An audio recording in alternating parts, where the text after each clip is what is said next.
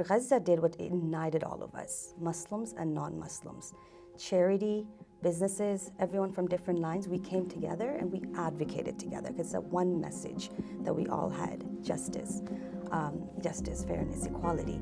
So this made us realize in the past 2 years that charity and advocacy are not separate things. It has to come together and it has to go hand in hand.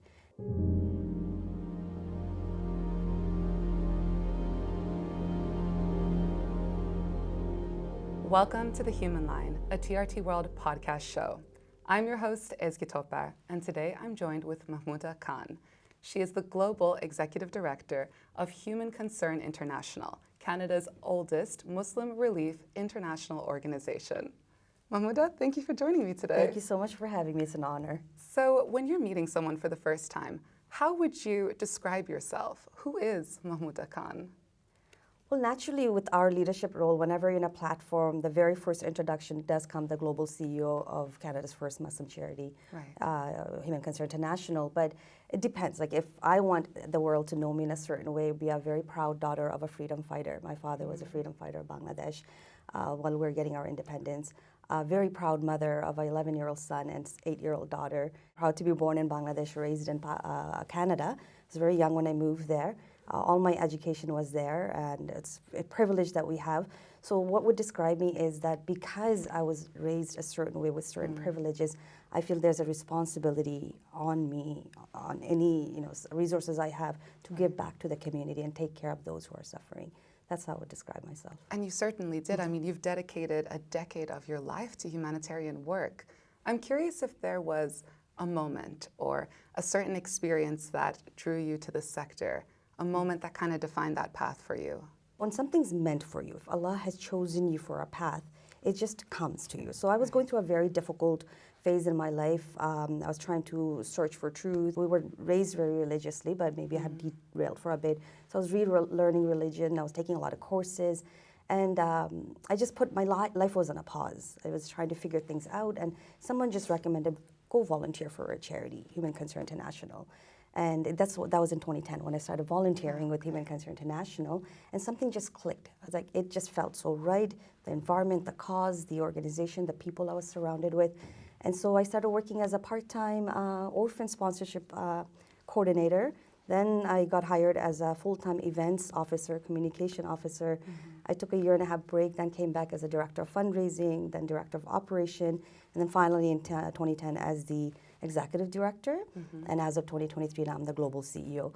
So if I go back and try to trace myself that, what was it that clicked? I think it was just a call for a purpose that I was making to my Lord, and He answered by bringing HCI in my life. That's beautiful. And at HCI, you guys emphasize moving families from a point of crisis to sustainability without dependency on aid. How do you actually put that into practice, and what are some of the challenges involved with that? So actually, when I became the executive director in 2019, at that time, HCI was doing 300 plus projects in almost 40, 50 countries, but very small scale, like drop in the ocean and we'll go give food basket, or we'll go give water. So when we did the whole analysis, we said this is not how we could make change. If we really want to make true impact, instead of 1,000 people, let's help 100 people, but let's be dedicated to them and how we could make them become independent, self-sustaining, live a life of dignity that they deserve, the children deserves. So that's when we changed our vision, moving people from crisis to sustainability. Challenge within that, how we do that is even within emergency. If it's an emergency, yes, we're still doing food, shelter, water, but we will add other components that how can we make remote education in the children that are within the IDP refugee camps. That's a sustainability angle. How do we bring trauma recovery, psychological support so that they could go back and be integrated into the society again? Right. Within, there's a lot of refugee camps, Rohingya refugee camp, I was just there, or Afghans that we support in Pakistan, we were there. We start livelihood projects. We make sure that they have access to opportunities that so that when they go back into the society, they could build back life again. So that's how we bring sustainable component within the emergency program. And the challenge is, whenever there's an emergency and there's a media hype, we get poor of support. And the expectation from everyone is we gave 1 million, we want to see what you did with the 1 million right away. But the reality and the actual change starts after the emergency is over. That's when we're going to do all the development, rehabilitation, rebuilding. But that's when donation stops coming. And I'm sure as the global CEO, there are moments where you have to make difficult decisions when it comes to allocation of these scarce resources, who gets aid first. So what guides that decision making for you? At any charity you go to, it's one of the most heavy at heart work we have to do, deciding who's going to get the aid, where are we going to do, because there's need everywhere, there are demands everywhere, and sometimes we have to say no because we don't have funds, or even if we have the funds, our priorities in other area. What guides for us is our strategic direction and the core value. We have charitable purpose, which is whenever you registered with CRA, IRS, or Charity Commission, you have to stay within those charitable purposes. So that's what guides us, and of course, what we look at is the assessment. We want to make sure that we're not going in a place and saying, hey, this is what you need. We need family to tell us and be partner with us that this is what we need. So that's what guides us, to make sure that the right holders, the families we support, is a partner with us in telling us what they need and how best we could serve them. That's a guiding principle. The other one is justice, meaning everybody's in need, but we have certain selection criteria: widows, orphans, seniors, disability. Vulnerable groups. Vulnerable groups, they're all vulnerable, but we have certain criteria who are most vulnerable. Okay. So those are the ones we would prioritize. I see. And you brought up justice. I'm curious, in a context like Gaza, where the humanitarian crisis is so intertwined with questions of justice, with power, with occupation, do you believe there is a role that humanitarian organizations should play aside from just emergency relief? Absolutely, absolutely, and it's happening right now, and it's happening because of Gaza. Gaza reshaped, I think, the whole charitable sector space for us. We did that in the past too, whether it was for Rohingya, Uyghur. We would advocate, we'd go out and do interviews, have meetings with the government officials, but they were very small scale, and it was probably at silo. Each charities were doing their own thing. But what Gaza did, what united all of us, Muslims and non-Muslims, charity, businesses, everyone from different lines, we came together and we advocated together, because it's that one message that we all had: justice, fairness, equality. So this made us realize in the past 2 years that charity and advocacy are not separate things. It has to come together, and it has to go hand in hand.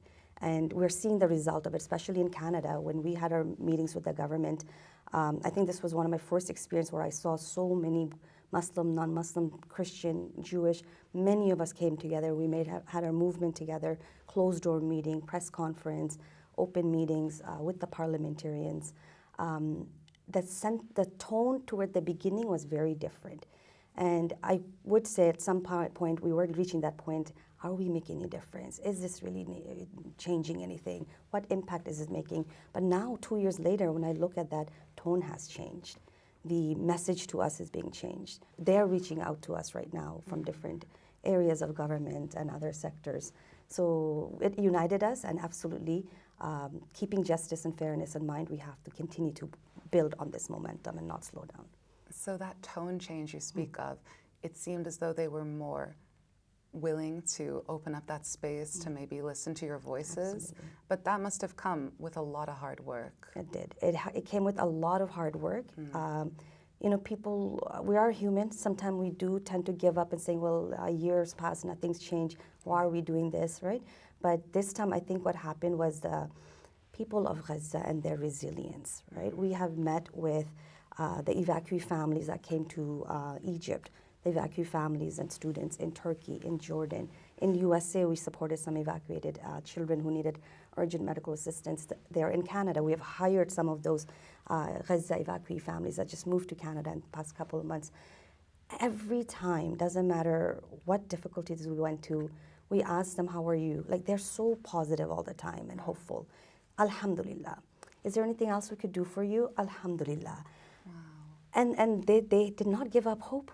They still said, we're going to go back to Gaza. We're going to rebuild Gaza. When they have this level of hope, who are we to give up hope?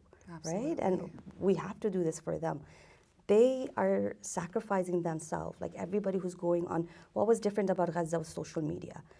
people took it upon themselves. We're not going to rely on leaders or media. We are going to go on Instagram and post our stories. Right. They took a risk because of doing that, they got targeted. They lost their home, their families. When they took that sacrifice and risk to bring that news to us and shake up the whole world, who are we to sit back and not do anything about it? We have that responsibility on ourselves. It's a duty. Absolutely. Absolutely. And I'd like to talk about faith as well. As a Muslim woman, how does faith also influence how you perceive humanitarian work and that sense of responsibility? Faith is everything. For me, everything is all right. It's faith-centric, Allah-centric, right? Could be because the way I was raised. I was 6 years old. My parents had to leave me with my grandmother and go to Canada. So for about 3.5 years, I was raised by my grandmother who was blind. And she was very religious. Despite being blind, she was doing her best to read Quran, always, in mode of ibadah. My father is also very religiously practicing, but very independent. We're 4 girls.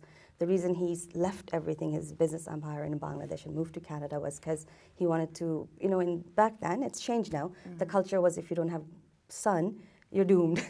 What is going to happen with your girls? So when he was putting us in English school and trying to pursue education, he would hear, what's the point? Why are you wasting your money? They're girls. They're going to get married. And he didn't want to give us that future. So he left everything, went and moved to Canada, having business and having comfort and luxury to delivering pizza by foot in the snow, right? In the cold minus weather, just for the 4 girls to give us that. And he raised us with that everything is possible as long as you have faith in Allah. Nothing is impossible for you. You do not think you're any less than anybody else, but you just have to make sure that Allah is with you. So faith plays a great role in every aspect of my life, either it's being a wife or daughter or mother or leader right now.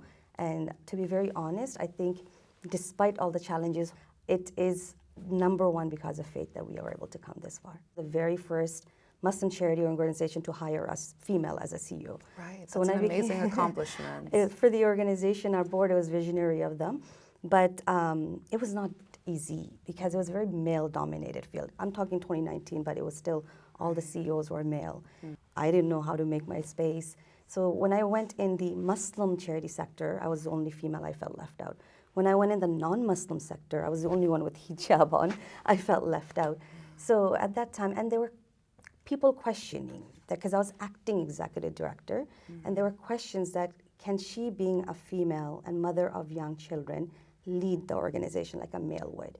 So I didn't want to internalize that. I remember my father's message, believe in yourself. If Allah had put you to it, He will put you through it, take you through it. So put all your faith in Allah, remove all self-doubt. It's the first thing I did. And I just asked Allah for guidance. I didn't ask for this. I didn't even know I would be acting in ED. I didn't know where the journey is taking me, but you gave me this responsibility, guide me through it. And that's my daily dua every day, guide me through it, any challenges that comes. And I do have to say, not with pride in any way, with humbleness and modesty, it comes with certain baggages, extra scrutiny, extra pressure, higher expectation maybe. So a lot of challenges that came that were very unique to HCI, and alhamdulillah, we have led through it, which other organizations didn't even go 50% of that. Over the time that you've had at HCI and your humanitarian work, what is the most surprising lesson that you've learned about human nature and resilience? Wow, that's a tough one because I'm learning every day. Every project visit, I was just in Pakistan, it's every day is a learning lesson for me. But what really stuck with me was the unique approach that female brings in projects. So I'm noticing more and more that whenever we make field visits, the observation that I would make, maybe as a mother, right, as a sister, is very different from observation that a male would make. So for example, I went to Bangladesh a few times, and I always make sure who are the girls that are coming to me and talking to me. And the next year or 2 years later, if I go back and that girl is not there, I would ask, where's that girl, because she was very confident and positive, and I would find out that, oh, she got married or she had to drop out of school. So one time I made an observation that this girl was, twice I met her, she was very confident. Third time, in November last year I went, she was very quiet and not like her confident self. So these are observations that are, and I asked, what's wrong, what happened? I found out about the challenges, so I made sure I sat her down, I talked to her, coached her, and then she messaged me on Facebook, thank you so much. I'm not dropping out of school, I'll fight through it, right? Oh, wow. So these are a uniqueness that I think a female could bring because of our motherly instinct. It's there. It's fitra. Allah made us that way. And this makes us think of unique solutions that may not make sense to anybody else, but when you put it into practice, it makes sense. So one thing I did was, because I'm a huge believer of martial art, because my father also raised us that way, I put both my kids, including my son who has autism. Nobody would ever think a child with autism will strive in martial art. I took it upon myself. It builds confidence, discipline, character. You have a sense of security. So I realized, and I started observing those kids, and I noticed that they don't have confidence in them. If someone comes to you, are you going to look down, slouch, or are you going to look directly at them? All this comes with confidence, which is trained through martial art. So that was about a year ago when I did that survey in the village, and for a year I'm thinking, what can we do? So I asked our partner that, why don't you bring martial art and self-defense and security into our program? Right. You know what they said? It's an elite thing. We can't do it for slum children, orphans, for these underprivileged children. I'm like, these are our kids. These are my kids. They're under HCI. They're orphans. Why can't they be elite kids? So I spoke with my sensei, my teacher. I was like, can you come with me? Let's go to Pakistan. Let's see how we could train these kids and bring it. And now he's working on a digital self-defense and security program, which we will launch. And it went viral in Pakistan. We thought we'll go to a few cities and we'll teach them. We didn't know if the students would accept it, if the parents would accept it, if the teachers would accept it, how would we bring it to them. And there were a lot of skepticism when I was trying to plan it with the partner. They're like, I don't know how this is going to work. But alhamdulillah, Sensei spent a half an hour with those kids, and within half an hour, you noticed a change in them. They were shy, they were quiet, reluctant, but by the end, they were participating, asking him questions. And so the partner themselves, who were like, how is this going to work, is now saying, why only an HCI school? We have other schools. Can we bring the digital program there as well? So this could turn into something really great, which I feel like because of that touch I had, where I noticed that kids are different, their confidence level is different from when I met them 2 years ago, because of that extra effort I took to go village to village and speak with the mother. And then I took it on myself to go and talk to Sensei, what can we do, take him there. A unique program will be launched and piloted. So that's one example I could share of recent, but there's many examples, obviously. That's when amazing. we have more time, we'll talk. Definitely, and we'd love to hear more. That's amazing. Giving kids back that agency as well in martial arts, I think, is so powerful. And this goes far beyond what we spoke about in the beginning of what is the role of humanitarian organizations. Absolutely. So thank you so much for joining us today, and thank you for everything that you shared. It's been an absolute honor. Thank you so much.